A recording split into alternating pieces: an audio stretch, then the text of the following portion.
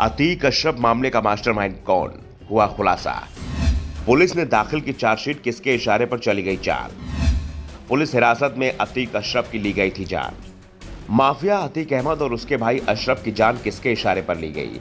जिन लोगों ने गोली चलाई उनके अतीक से क्या दुश्मनी थी।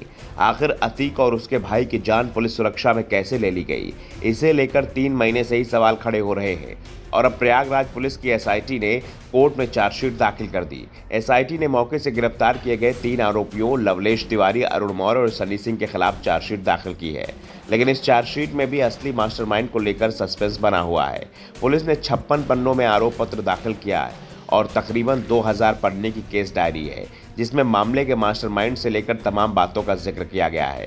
दरअसल 14 जुलाई को तीनों आरोपी लवलेश, सनी और अरुण की न्यायिक हिरासत खत्म हो रही थी, जिसके बाद पुलिस ने चार्जशीट दाखिल कर दी। लेकिन पुलिस की इस चार्जशीट पर सवाल भी उठ रहे हैं, क्योंकि जो सवाल अतीक अशरफ की जान लेने वाले दिन मौजूद थे, उनका जवाब पुलिस जांच में भी नहीं ढूंढ पाई।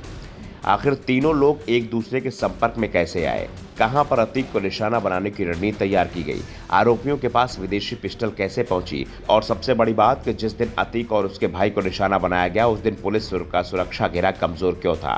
देर रात को पुलिस को दोनों भाइयों को अस्पताल लेकर पहुंची थी और उनके आने की खबर मीडिया को पहले ही क्यों लग गई थी। आखिर रात 10 बजे मीडिया का अस्पताल में जवाबड़ा बहुत कुछ सवाल अपने पीछे छोड़ रहा है।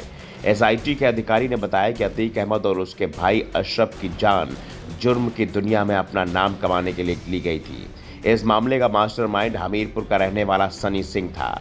एसआईटी ने अपनी जांच में माना कि सनी ने ही लवलेश तिवारी और अरुण मौर्य और अतीक अशरफ को खत्म करने का प्लान बनाया था, दोनों को इसके लिए उकसाया था। तीनों की ही अतीक और अशरफ से कोई निजी दुश्मनी नहीं थी। ये तीनों सिर्फ अतीक के गिरोह को खत्म करके लोकप्रिय होना चाहते थे।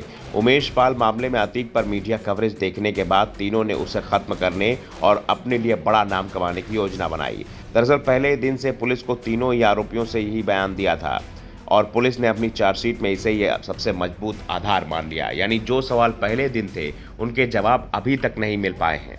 इससे पहले एसआईटी ने बताया था कि तीनों आरोपियों से 7 बार बयान लिए गए थे। पुलिस की टीम ने नैनी और प्रतापगढ़ की जेल में जाकर तीनों से पूछताछ की, लेकिन हर बार उन्होंने वही बयान दिया जो पहली बार दिया था।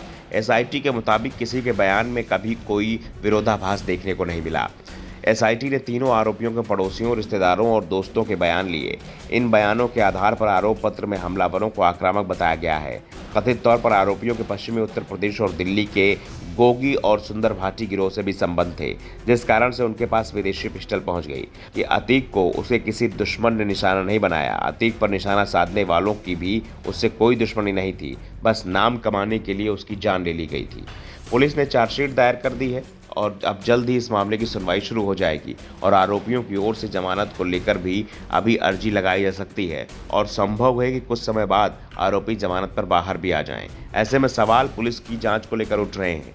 दूसरी ओर पुलिस का दावा है घटना के हर एंगल से उसने जांच की है और जो सबूत मिले उसकी पड़ताल करने के बाद ही चार्जशीट तैयार की गई है। Bureau report, the such India.